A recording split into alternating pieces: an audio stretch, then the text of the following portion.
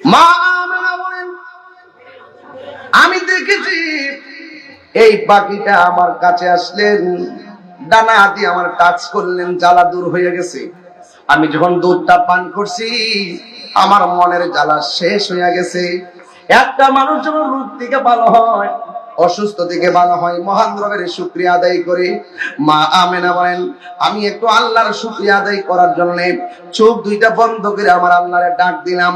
যেই মাত্র ডাক দিয়েছি আমার আল্লাহর আমি বলছি, গো আল্লাহ, এত কুদরত তোমার দেখতেছি, এত জ্বালা সইতেছি, তুমি সব জ্বালা পানি করে দিছো।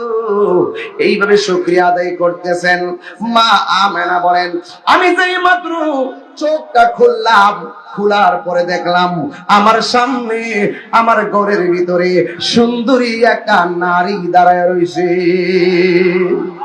আমি জিজ্ঞাসা করলাম, কে গো?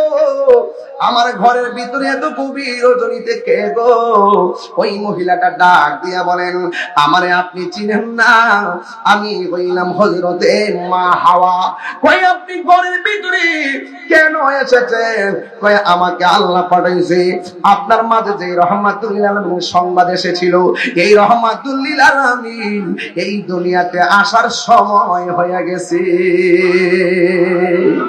ও বন্ধু, মা আমেনা বলেন, আমি দেখলাম আর একটা নারী দাঁড়ায় রয়েছে। আমি জিজ্ঞাসা করলাম, কে গো?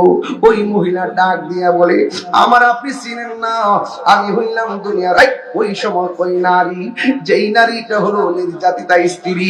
আমি এমন একটা স্বামীর ঘর সংসার করেছি, ওই স্বামী আমারে আল্লাহ ডাকতে দিত না, ওই স্বামী আমারে নামাজ পড়তে দিত না। ও খুশবসের মা,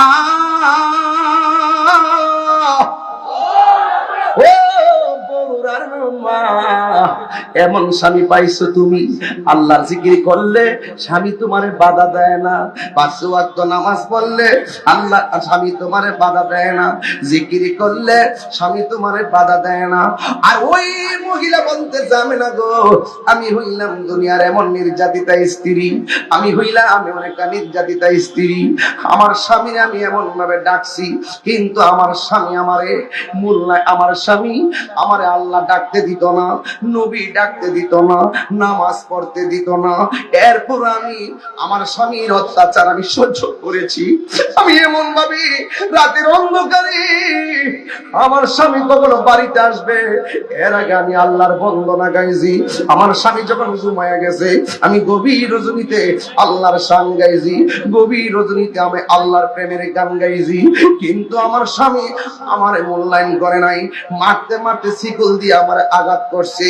আমার স্বামী আমারে একদিন ডাক দিয়া বলে, হে পাগলনি, তোমারে বলছি তুমি আল্লাহর নাম নিও না, এরপর তুমি নেও, এত যে মারি তুমি কি ব্যথা পাও না? ওই মহিলা ডাক দিয়ে বলে, স্বামী আপনার হাজার হাজার মাইলের চাইতে আমার জিহ্বার মধ্যে, পিঠের মধ্যে হাজার আঘাত করতে পারেন, কিন্তু আমার জিহ্বার মধ্যে আমার আল্লাহর জিকিরটা বড় মজা লাগে, মজা লাগে, মজা লাগে। ওই আমেনা বলেন, কে গো তুমি? ওই মহিলা কয়, আমেনা শোনেন আমি কেমন নির্যাতিতা স্ত্রী, একটু শোনেন। আমার স্বামী আমাকে মারার জন্য হাতের মধ্যে বান দিছে, পায়ের মধ্যে বান দিয়া খেসরাইয়া খেসরাইয়া একটা চুলার দিকে নিয়ে যাইতেছে। চুলার মধ্যে বিশাল বড় একটা কড়াইয়া বসাইছে, কড়াইয়ের মধ্যে একেবারে ভর্তি কইরা তেল দিয়া দিছে। ওই তেলের মধ্যে আমার তেলের মধ্যে আমার ফালাইয়া দিব। যখন আমার স্বামী লাকড়ি গুলা গুছাইতেছে, তেল গুলা কড়াইয়ের মধ্যে ডালতেছে, আমি বুঝা ফেলাইছি আমার স্বামী তো বেঈমান, আমার স্বামী তো কাফের, আমার স্বামী তো আমার আগুনে ফালাইয়া দিব, কড়াইয়ের মধ্যে তেল দেয় না, আমি সেটা আগুন ধরাইয়া দিব।